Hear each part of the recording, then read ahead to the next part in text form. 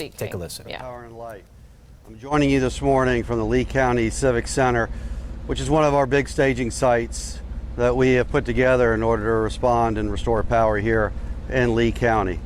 I'm pleased to report that as of this morning, we have restored over 1.9 million of our customers power, with about 200 and so thousand left to go. So we're right now at about 90% restored on a system-wide basis, but we still have a lot of work to do. Here in Lee County, we're about 75% restored, but unfortunately right now, the work at hand is hard work. It's the kind of work that we do in the back of everybody's yards with a lot of trees down, but we are working 24 hours a day to get the power back on for those remaining customers that can take power and that can safely be restored. Here at the Lee County Civic Center, we have over 1,000 people that are being housed and fed and replenished with their supplies every day so they can get out in the field and work to get the power back on. In Lee County itself, we have over 5,000 now working to restore power.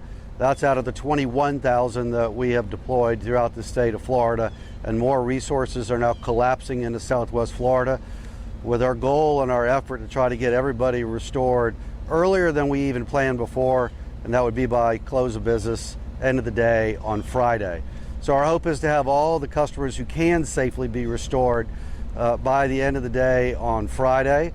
That is about 2 days earlier than we expected just a few days ago, and it reflects the hard work of the men and women who came from over 30 states around the country, and of course all the FPL employees who are working to get the power back on, but also it's a testament to the investments made in smart grid technology and storm hardening and undergrounding, which really paid off. As I said before, there's still a lot of work to be done though right now in kind of the backyards. It's hand-to-hand combat, if you will, of yard to yard, tree by tree, getting those cleared off of the lines that were damaged, and in some cases the poles that were damaged that have to be replaced. But we are committed to working 24 hours a day until the job is done. And again, right now, with over 1.9 million restored, we're able to concentrate all of our efforts and resources on those remaining 200 plus thousand that need to get their lights on. Unfortunately, there are going to be thousands of customers, as you've seen the pictures and the devastation, as an example on Fort Myers Beach, who simply cannot accept power once it's ready to be restored. The buildings are damaged or in some cases destroyed, and safety is our top priority. So with that in mind, I'd please ask all of you who are watching to keep safety top of mind. A couple of observations that I've had just this morning, just driving here. There's a lot more traffic on the roads. We're adding to that traffic because we have thousands of crews out there. There are still lights that have no electricity, stoplights. When that occurs, please treat the intersection as a four-way stop. Let our crews get through. We're trying to get the power on as much as possible. But most importantly, stay safe and be conservative in how you drive. Stay out of high water. There's still some floodwaters out there. Fortunately, the floodwaters are starting to recede. We're no longer wading into chest-high water, which you should never do. We're now dealing in standing water, but we're able to get the lights on in that type of level of water. But you should stay out of high water. There still could be downed electrical lines, and as we restore power, there's always a danger that something could become electrified.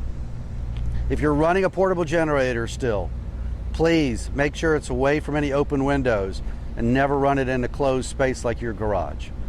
Safety has to be top priority. We're very close to getting the power on for everybody. The last thing we need right now is for somebody to be injured or killed because they let their guard down and didn't practice safely all of the lessons that we've learned over the years. Thank you for your patience. We appreciate it. We know it's hard to be without electricity. We are working around the clock. We will never compromise on safety, but we will work as fast as we can to get the lights back on. With that, I'm happy to answer any questions. Hi, John over at Fox 4. I know that Morning, a lot John. of people are wondering at this point in time, Charlotte County being one of those counties heavily hit, and I know it's taking a lot longer for them to be able to get some power as well. Is that due to also being debris down power lines, some of those places that are really tough to get to? Is that also a reason why? Sure. So, John, in the areas that we serve, right, I can tell you that we have seen, particularly close to ground zero, areas of widespread destruction. It is not just about repairing, it's about rebuilding. And when you have to rebuild something, it just takes longer. In some cases, you have to actually get a crane to remove some of the large trees that fell over because they're simply too large for a crew with chainsaws to section up. And you can't actually repair or rebuild the underground lines or the overhead lines if the trees are down on top of them. So there's challenges like that. The storm surge that we saw along the coast was unprecedented. We have never seen that in the state of Florida. There are still vehicles, overturned cars and trucks. I saw a burned out RV that had been completely moved, whole homes that have been moved off of their foundations, and of course others that are destroyed. So that debris all has to be cleared. And then in certain sections, like Fort Myers Beach, that's a search and rescue, and unfortunately in some areas a recovery operation, and we are simply not going to put people in harm's way by electrifying that area. So Fort Myers Beach has no electricity to it intentionally because there are still search and rescue crews that are there, and I suspect that will continue for at least another week, and then we will start to look at how we can start to get some areas with electricity. But I surveyed Fort Myers Beach yesterday. Most buildings there will not be able to accept any electricity. They're either gone or they're structurally damaged to the point where it would be unsafe to put electricity to them. I don't want to cause a fire, and I surely don't want to electrocute somebody. In Charlotte County, the same thing. You have pockets of destruction.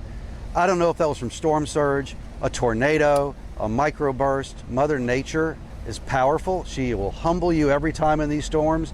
What we're going to do is methodically go through the process of restoring the power without ever compromising on safety.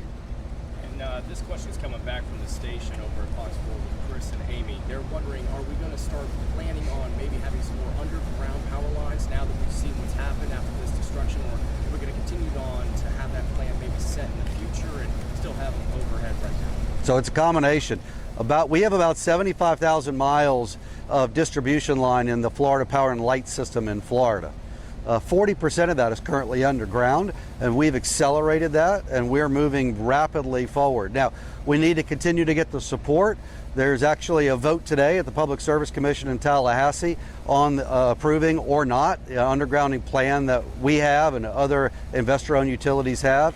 I hope we get that kind of support because we want to accelerate as much undergrounding as possible and using new technology that we frankly just didn't even have long ago. So using directional drilling that we've learned out of the oil and gas industry, but now we just go down 12 feet instead of 12,000 feet. We're able to put lines underground without having to dig deep trenches. We can do it more cost effectively and faster, and I'd like to do that as much as possible. There will be overhead lines on the big transmission, kind of the interstate highway of electricity. Those will remain above ground because you need to have the separation. It's an electrical issue, but we have all of those poles in our system have been converted. There's no more wood. They're all concrete. They're all steel. And you can see that on the side of the roads.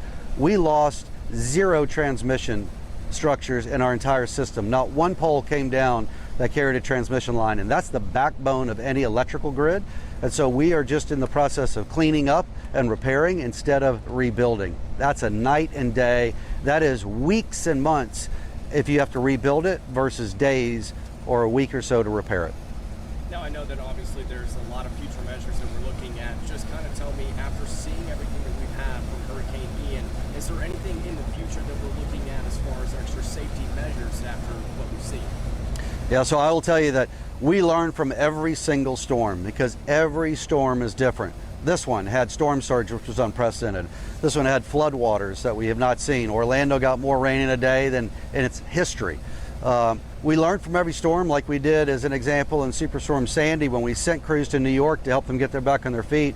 We figured out we need to put flood monitor devices in all of our substations because of that storm, and that we have those now in our substations. So we actually shut equipment down before it floods so it doesn't get destroyed. We will have many lessons learned from this. We have forensic teams out in the field today. We'll incorporate those lessons, and then we'll be better for it next time. We do have some user submitted questions. Are you releasing crews from the 21,000 crews that are currently here in the state of Florida? No, currently we're not.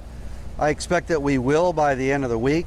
Before we do that, we'll coordinate with any other utilities in the state to make sure they have whatever they need to go forward. But my goal is to have everybody at FPL restored who can't take power by the end of day Friday, after which we'll still have some crews here because we'll have to do some cleanup work, but we will release many crews, but that won't be until later on this weekend and after everybody else in Florida who may need crews gets a chance to use them if needed.